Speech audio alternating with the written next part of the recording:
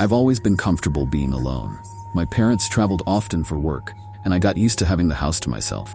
Never bothered me, until that night. I wish I could say I imagined it all, but the fear that clung to my bones was too real to dismiss. It was a Friday night, and I had the house to myself for the entire weekend. My parents were out of town, as usual, leaving me with a stocked fridge and a list of emergency contacts. I decided to spend the evening catching up on a new horror series I'd been meaning to watch.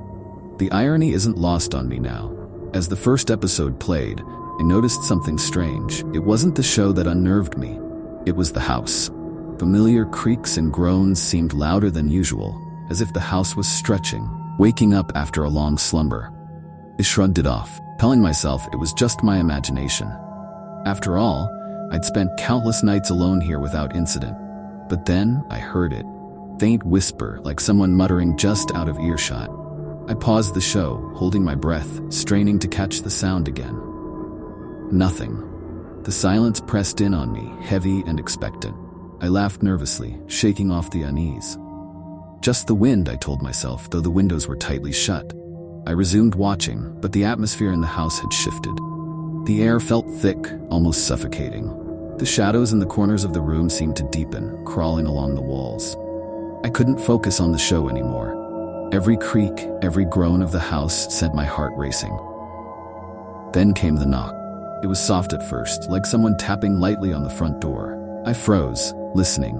Came again, louder this time. 3 sharp, deliberate knocks. My stomach dropped. I wasn't expecting anyone, and no one should have been out there at this hour. Crept to the door, peering through the peephole. Porch light flickered, casting eerie shadows across the empty doorstep. No one was there. My hand trembled as I reached for the lock, thinking maybe I should check outside. A cold draft seeped through the doorframe, making me hesitate. Suddenly the knock came again, but not from the door. It echoed from the walls around me, as if the very house was alive, surrounding me with sound. I stumbled back, heart pounding in my chest, my mind racing to make sense of it. Knocking turned into a frantic pounding, coming from all directions. Above me, below me, from the very floor I stood on. Panic gripped me. I grabbed my phone, fumbling to call someone, anyone. The screen stayed dark, unresponsive. The battery was fully charged, but it wouldn't turn on. I was trapped, disconnected from the outside world, with nothing but the oppressive sound of pounding and the whispers that now grew louder, more insistent. I ran to the living room, hoping to escape the noise, but the temperature dropped suddenly. My breath came out in visible puffs, and a terrible realization hit me. I wasn't alone. Something was here, something unseen, but I could feel it, like icy fingers brushing against my skin. I looked around wildly, trying to find the source of the presence, but the shadows had grown too thick, too dark. They twisted and writhed as if alive, whispering my name over and over in a chorus of hissing voices. The walls seemed to close in, the space shrinking, suffocating. Then, out of the corner of my eye, I saw it. Figure, just a glimpse at first, standing in the hallway. It was tall and gaunt, its features obscured by the darkness. It didn't move, didn't speak. I could feel its gaze, cold and piercing, boring into me. I backed away slowly, my eyes locked on the figure. Followed, gliding soundlessly across the floor, growing closer with every breath.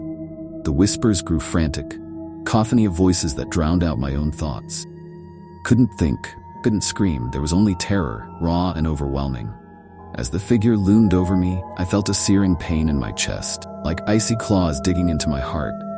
The air was thick with the scent of decay, of something ancient and evil. The last thing I remember is collapsing to the floor, the whispers fading into a low, mocking laugh. When I woke up, it was morning. The house was quiet, the air warm and still, but the fear hadn't left me. Clung to me, constant reminder of what had happened, of what was still there, waiting.